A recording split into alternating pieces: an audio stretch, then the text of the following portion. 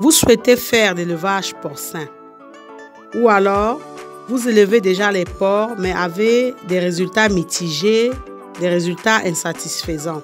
Vous avez investi dans l'élevage de porcs mais connaissez régulièrement des échecs et êtes convaincu que vous pouvez faire mieux. Vous souhaitez devenir chef d'exploitation d'une ferme porcine et avez besoin d'une formation. AgriTV Web a la solution qui fera de vous un éleveur porcin aguerri. Si vous êtes intéressé, envoyez-nous un mail à agri.tv@yahoo.com.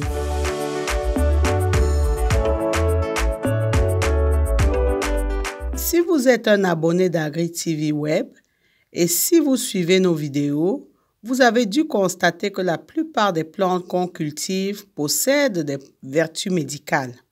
Rien que le Nîmes, dont nous vous avons parlé dans la dernière vidéo, a des milliers de vertus, aussi bien pour les humains, les animaux et même les plantes. Nous avons parlé sur cette chaîne de plusieurs autres plantes aux vertus médicinales. La citronnelle, le safou ou prune, le curcuma, le jujube, le papayer, etc.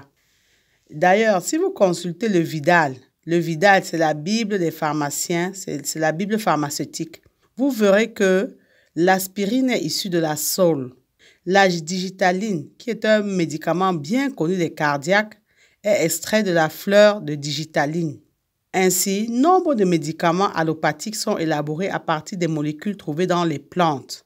Aujourd'hui, leurs qualités sont à nouveau redécouvertes et exploitées au naturel. La plupart des espèces végétales qui poussent dans le monde entier possèdent des vertus thérapeutiques. Elles contiennent donc des principes actifs qui agissent directement sur l'organisme. On les utilise aussi bien en médecine classique qu'en phytothérapie. Elles présentent en effet des avantages dont les médicaments sont souvent dépourvus. Aussi, dans cette vidéo, nous souhaitons vous parler d'un métier, celui d'herboriste.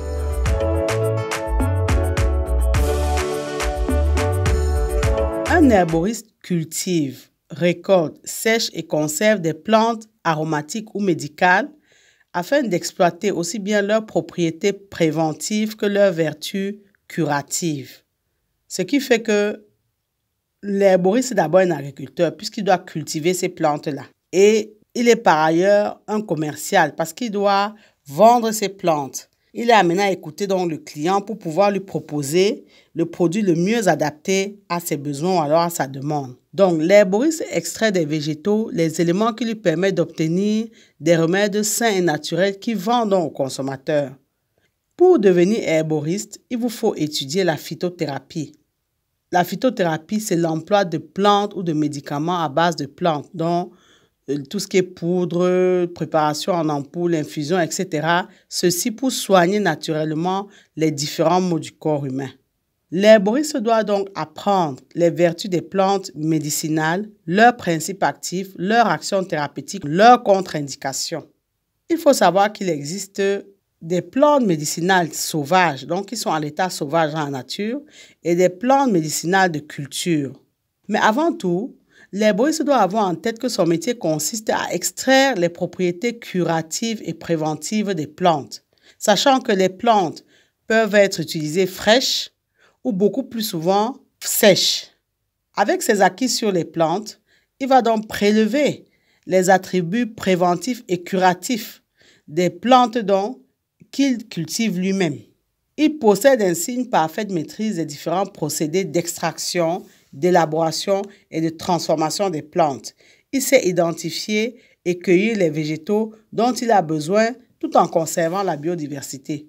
Une fois dans son laboratoire, il les transforme et les stocke donc de façon convenable. Ce qui fait que l'herboriste doit donc maîtriser les différentes techniques de préparation, d'extraction et de transformation des plantes, à savoir entre autres la production de la plante.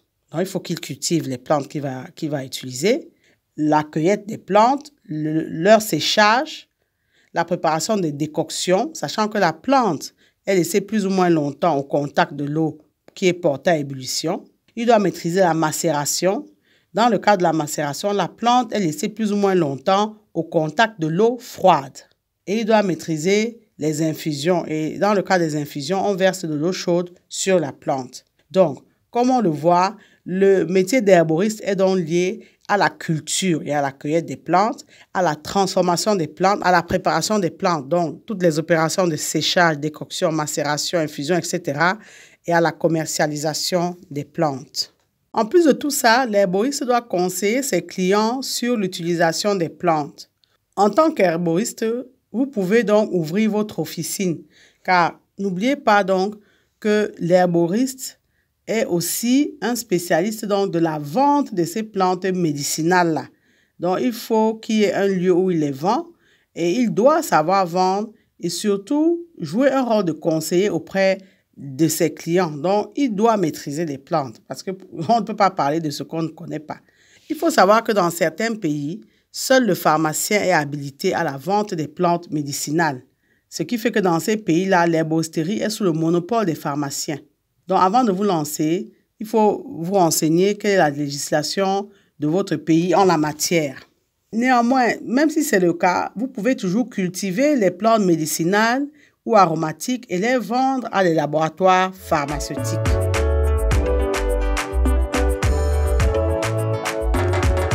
Donc, les plantes peuvent être utilisées sous leur forme traditionnelle. En tisane, infusion, décoction, etc. Donc, vous prenez à partir de la plante qui a les principes actifs, vous séchez ou alors vous la vendez fraîche. Vous la vendez donc telle qu'elle, sous la forme traditionnelle. Ce sont les graines, ce sont les feuilles, les fleurs, etc. Sinon, il existe donc des nouveaux conditionnements qui facilitent l'usage de ces plantes dans le cadre donc de la vie actuelle, de la vie un peu moderne. C'est le cas donc des gélules, des teintures mères, etc., qui permet de conditionner et d'utiliser plus facilement les plantes.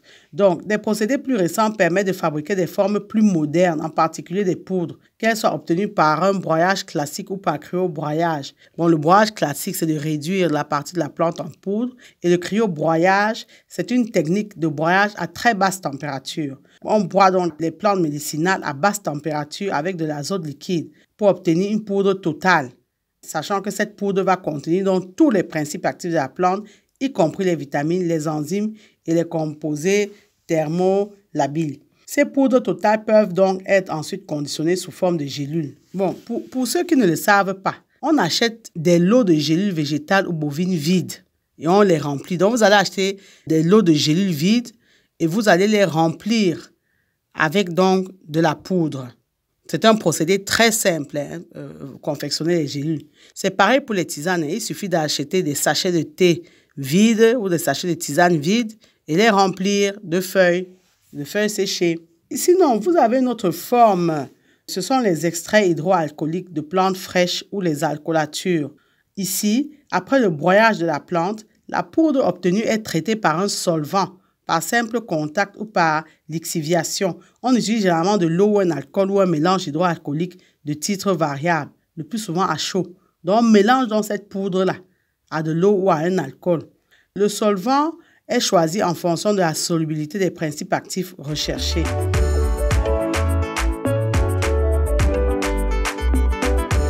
Pour s'installer en tant qu'herboriste, il vous faudra développer des qualités et des connaissances particulières. Déjà, vous l'avez compris, il vous faut des connaissances en phytothérapie, voire même en aromathérapie. Il vous faut des connaissances en biologie, physiologie et anatomie humaine, des notions de diététique et de nutrition. Il vous faut même avoir une bonne culture générale. Et maintenant, pour la partie vente, vous devez avoir, et pour la partie gestion et vente d'ailleurs, vous devez avoir beaucoup de rigueur, de discipline. Vous devez savoir écouter. Vous devez avoir de l'empathie parce que vous êtes en relation avec les gens. Donc, il faut pouvoir avoir de l'empathie envers les gens. Donc, pour vous lancer et véritablement décoller, voilà quelques conseils que nous vous recommandons de prendre en compte. Il faut développer votre crédibilité et votre notoriété en capitalisant sur les avis et témoignages des clients. Pour être connu, il faut participer à des événements, il faut organiser des conférences. Vous devez développer une image professionnelle afin de vous faire une place au milieu des autres professionnels. Donc, soignez votre relationnel client. C'est valable dans tous les business. Vous devez créer des liens avec d'autres professionnels, notamment les professionnels de la médecine. Par exemple, les médecins ouverts aux pratiques de santé naturelle peuvent être vos alliés. Il faut savoir qu'être herboriste, ce n'est pas une profession médicale. Donc, il faut faire attention à rester dans la légalité. L'herboriste ne peut pas donner un avis médical ou prescrire des plantes.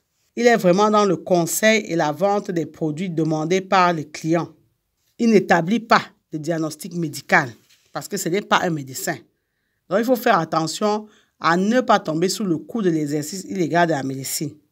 Donc, vous ne devez en aucun cas prescrire des plantes pour soigner les maladies, même si on sait que ça a des vertus curatives. Donc, sachez enfin que la transparence et la rigueur sont les mots d'ordre dans ce métier où un mauvais usage des plantes peut se révéler nuisible.